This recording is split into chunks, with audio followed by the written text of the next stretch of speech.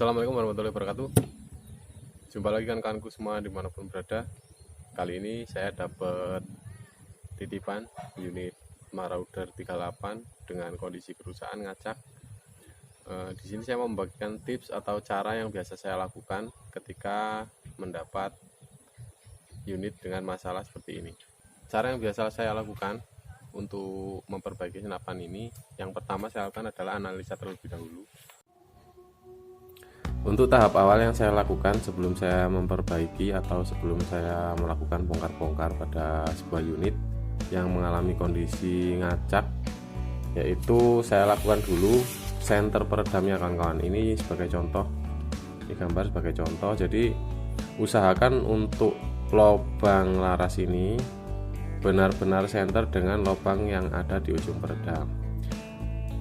Jika kondisinya seperti yang di bawah ini tidak center, jadi ini nanti mimis akan menabrak bagian atas peredam ini dan akan menyebabkan ngacak. Bisa juga terjadi sudutnya beda atau ke bagian bawah ini juga akan menyebabkan ngacak. Sedikit saja menyentuh bagian ini, mimis akan ngacak.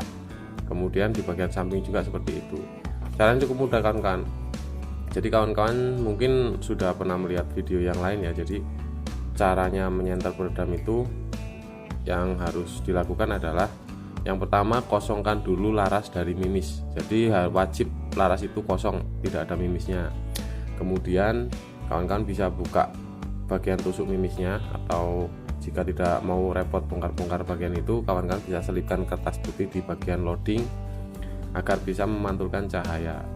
Lalu lihat dari bagian depan peredam sini dengan jarak sepanjang lengan tangan kawan-kawan untuk memastikan center atau tidaknya.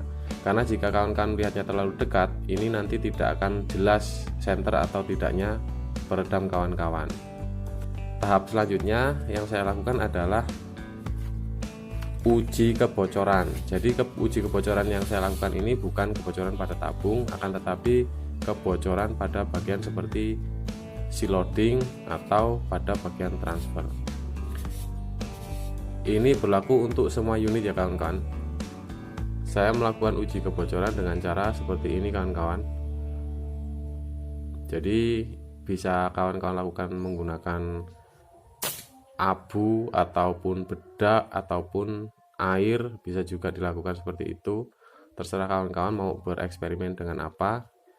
Intinya yang kita lakukan adalah uji kebocorannya, karena ini bisa menyebabkan ngacak, juga bisa menyebabkan mimis larinya agak loyo atau lambat, karena angin yang harusnya dikeluarkan ke ujung laras, harusnya keluar ke bagian laras maksimal, ini terpecah menjadi dua bagian.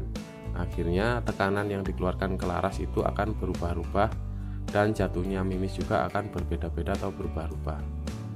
Kita masuk ke tahap analisa selanjutnya, yaitu untuk mencari tahu penyebab mengapa unit ini setelah di-zeroing bisa berubah dengan sendirinya setelah dibawa ke lokasi hunting atau bahkan setelah diletakkan.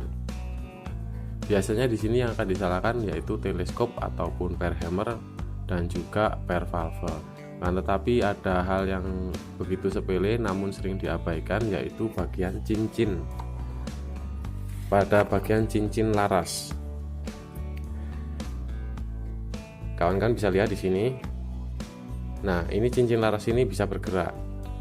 Mungkin saja, jadi setelah di zeroing, unit ini bisa berubah sendiri zeroingnya. Mungkin saja ini bisa disebabkan oleh cincin laras ini.